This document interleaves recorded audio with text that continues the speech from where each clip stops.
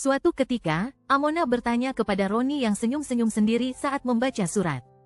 Roni menyatakan, dia gembira mendapatkan surat perintah penugasan karena naik pangkat eselon. Juga menjelaskan, untuk siswa yang baru lulus, harus melaksanakan kerja praktek sebagai syarat utama. Dalam praktek, juga harus memenuhi kuota yang telah ditetapkan sebelum mendapat surat penugasan. Menambahkan, setelah mendapat surat, tetap harus melakukan studi kelayakan di hadapan penguji.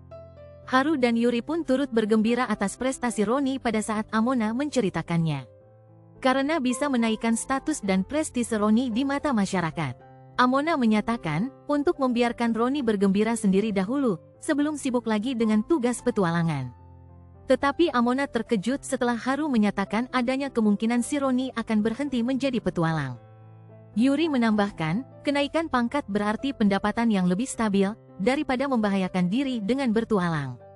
Sembari mengenang betapa kakunya sikap Roni pada saat pertama kali bergabung. Amona segera mempertanyakan, kenapa mereka semua membiarkan hal itu terjadi. Haru beralasan, tidak ingin merusak cita-cita Roni, sedangkan Yuri beranggapan, pergantian personel adalah hal yang lumrah dan umum. Setelah mendengar semuanya, Amona tidak ingin Roni meninggalkan kelompok mereka dan hidup bahagia sendiri.